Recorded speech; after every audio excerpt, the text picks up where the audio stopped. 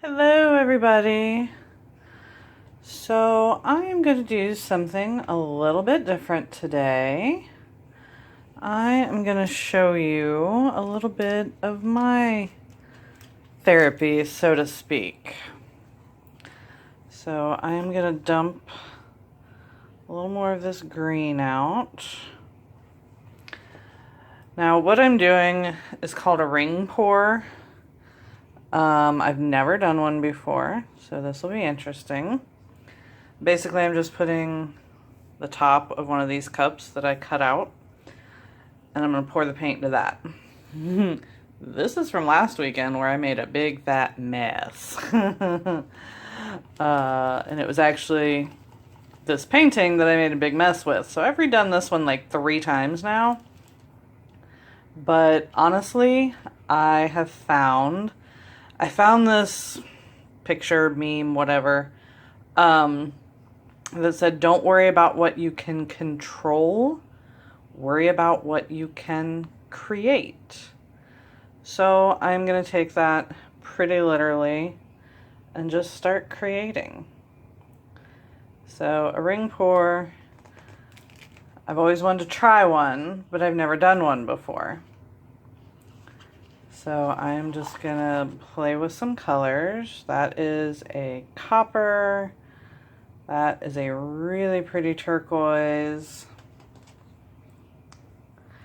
And then this one is similar, but not quite. It is a peacock metallic blue. So you can see the colors coming out as it moves because it's going up under the green. So I'm kind of copying the colors on one of the videos that I watched because I just loved the colors. They looked gorgeous. So the base is like a dark hunter green color. And then this is kind of like a butter yellow. And so I'm just going through and just adding my colors. So it's been, in some parts, really great, and some parts, kind of a bad week. The relationship that I was holding on to so badly, I think I need to come to terms with the fact that it's over. And that really sucks because I don't want it to be. But it's not about me. It's not about what I want. I can only control myself. I can't control someone else's feelings. I can't control someone else's actions. And that honestly has been really, really hard for me to accept at times. So I'm going to lift the edge of the canvas just to kind of nudge it all back that way a little bit.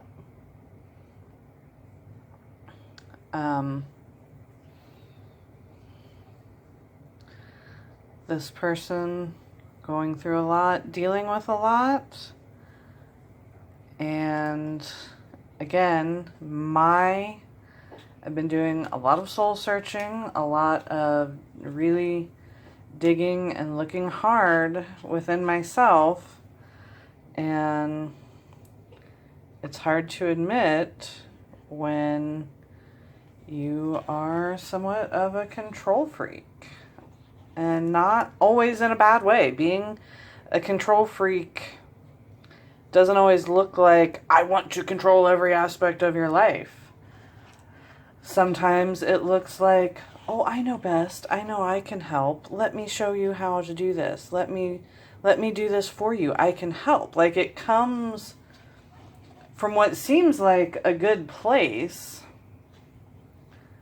but it's still a form of control.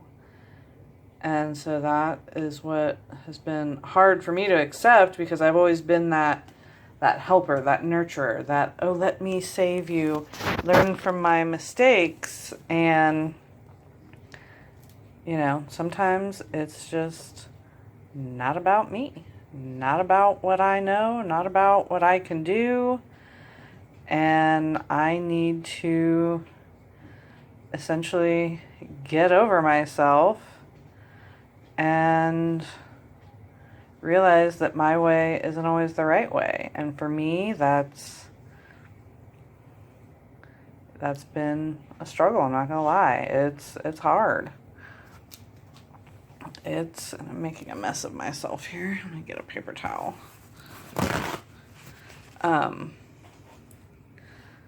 So a lot of this week has been some significant self-reflection, evaluation, and honestly, just letting go. You know, this person, I don't know what the future holds for us. Maybe we'll find each other again. Maybe we won't. Maybe we weren't meant to be together. Maybe we were just meant to be a lesson for each other. I'm just adding some extra paint to the edges to help the big pile of paint move better. You know, I don't know. It's not something that I can control. It's not within my power to let happen. So I just kind of have to realize that despite maybe both of our best intentions, things were just not meant to work out. And that is really hard.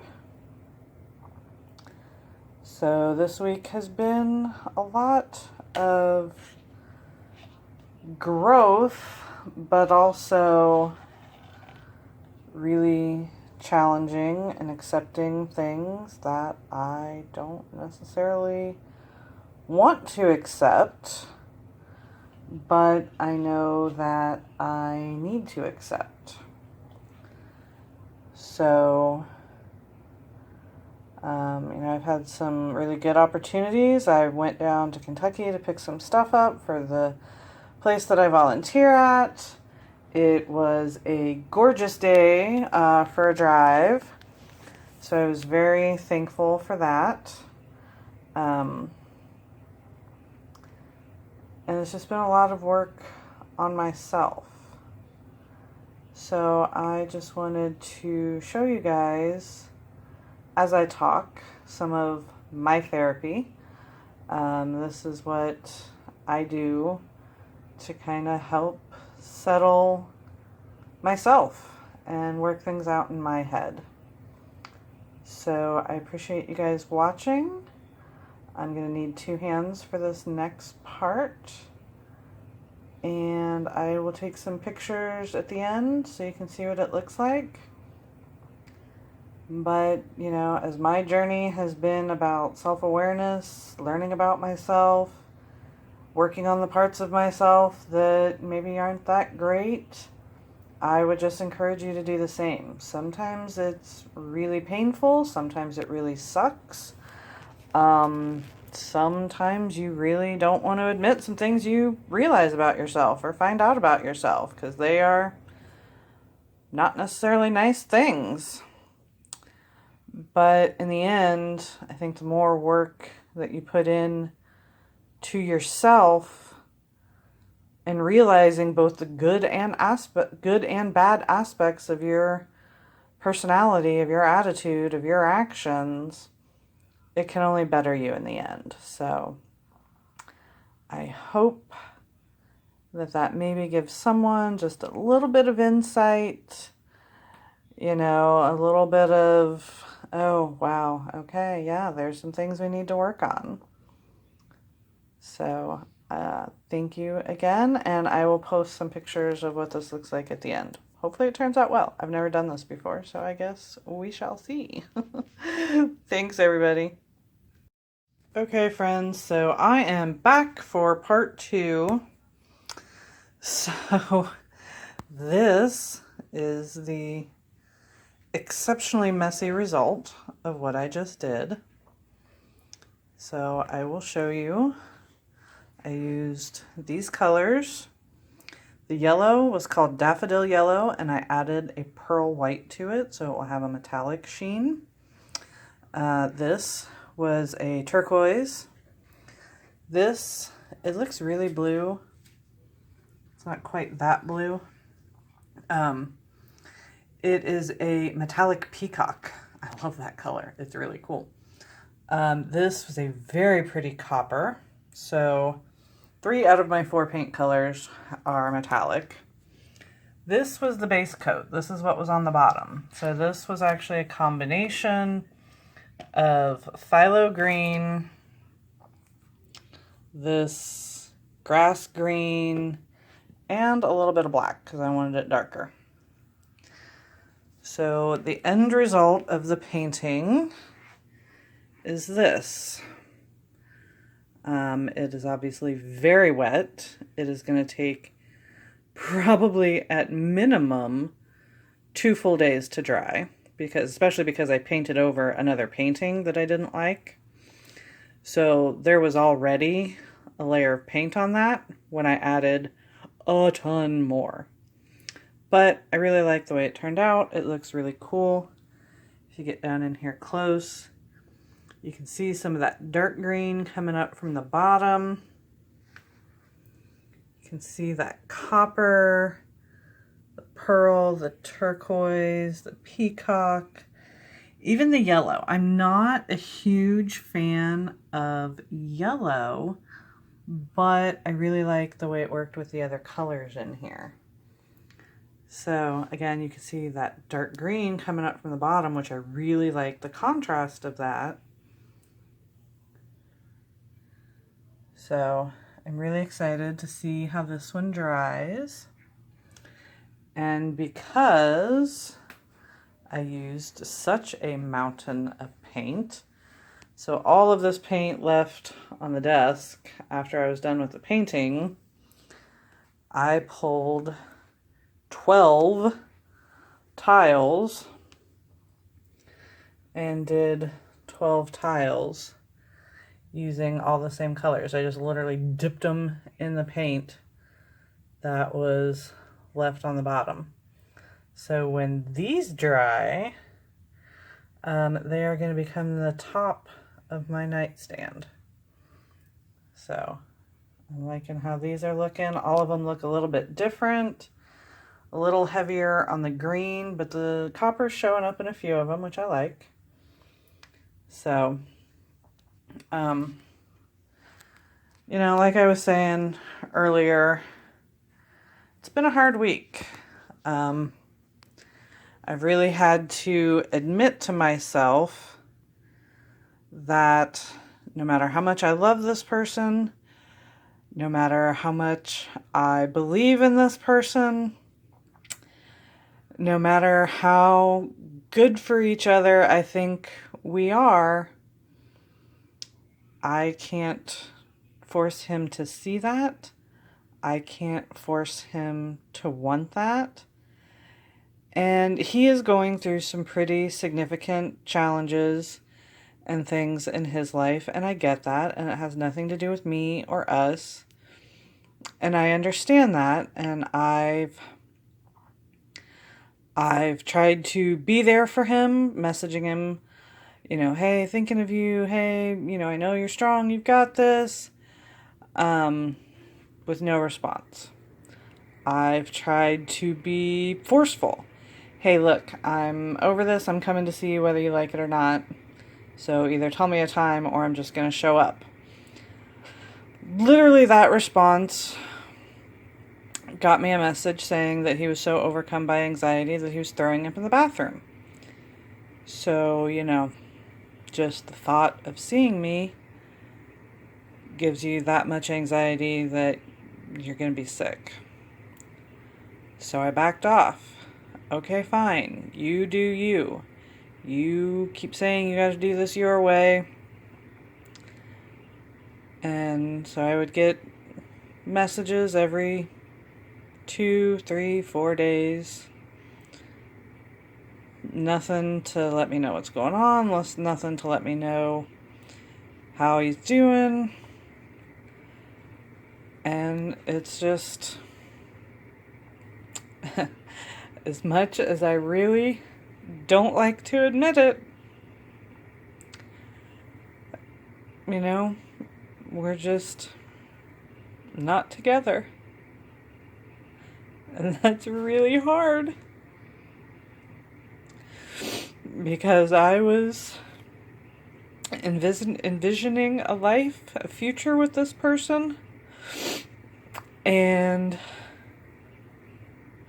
for a long time, he told me that was what he wanted as well. And I get it, life doesn't always go as planned.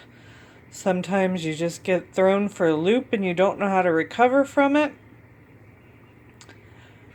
But through all of the soul searching and honestly just begging God for help, for answers, for guidance, for support, for strength, I truly believe that God is showing me either this person was never meant to be my future, or we're just not meant to be together now. Maybe we'll reconnect in the future. I don't know. That is the biggest thing that I personally have had to come to terms with. I don't know. There's a lot of things I don't know, a lot of things I don't understand, and I have to be okay with that. I can't control everything. I can't always have everything the way that I want it. And no matter how good my intentions were to help, to comfort, to, offer support, offer guidance, offer, things that have worked for me, in some aspects, that's just another form of control. And that's what I was trying to do to him, was control. I wanted things my way. I wanted to force him into doing things how I thought he should. For a long time, I let him control how things went. But there was always kind of subtle manipulations in the background. I wouldn't come right out and say, I think you should do this, or I think we should do this. I would just gently nudge and nudge and nudge. And that's just another form of control. That's just another form of manipulation. And that is honestly the two biggest things that God has put on my heart that I need to work on, is my need to control everything and my fear of rejection. I think every relationship boils down to, I don't want to be alone. I don't want to be alone. I don't want to be alone. And so we maybe allow things to go on longer than they should.